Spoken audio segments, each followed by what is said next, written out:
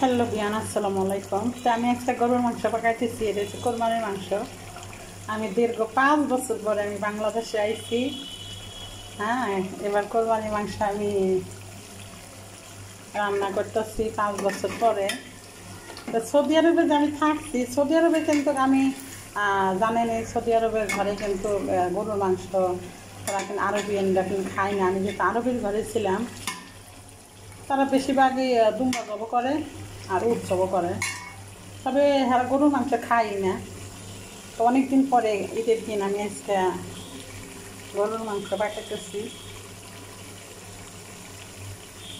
ঈদের গরুর মাংস তো হয়ে গেছে গা, কষানো হয়ে গেছে গা। এই যে আমার কিন্তু তেল কিনলে এসে বসে দেখেন, যখন তেলের ভাবটা এসে বলবো মাংসের উপর দিয়ে চিকচিক করবো, হ্যাঁ তখনই বুঝতে হবে যে কষানোটা পারফেক্ট, কষানো হয়ে গেছে গেছে। আমি গরম পানি দেবো। আর আপনারা সবসময় গরুর মাংস হোক আর যে কোনো তরকারি হোক, সবসময় অন্তত চেষ্টা করবেন যে ফুটানো পানি ইউজ করার জন্য।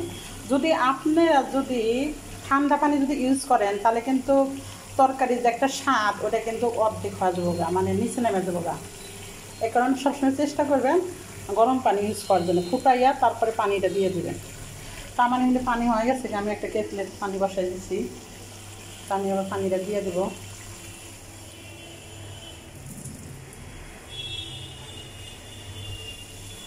পানিটা দিয়ে দিব আমি।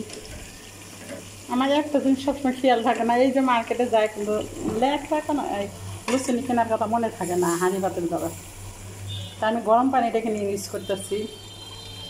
আপনারা সবসময় ইউজ করবেন গরম পানি মাংস দিয়ে, তাহলে মাংসের স্বাদটা ঠিক থাকবো।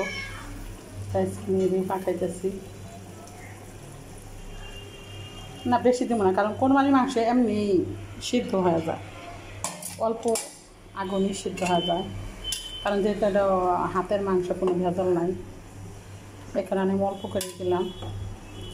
তো আপনারা কী করেন, আমার ভিডিও দেখেন ঠিক আছে, কিন্তু আমার ভিডিওতে আপনারা সাপোর্ট করেন না, সাবস্ক্রাইব করেন না। এটা কিন্তু আপনাদের উচিত না, বুঝছেন। আমি যতক্ষণই আমি ভিডিও আপনাদের সাথে কথা বলি না কেন, আমার হচ্ছে একটা পরিশ্রম, মেধা খাটাতে হয় কথা বলতে। তা আপনারা অবশ্যই আমার ভিডিওতে একটু সাপোর্ট করবেন, চ্যানেলের অবশ্যই সাপোর্ট করবেন। আমি সিরাজগঞ্জের মেয়ে, আমি পেপুল পাড়িয়ে তান বলতেছি, তাই সে বলছেন তুই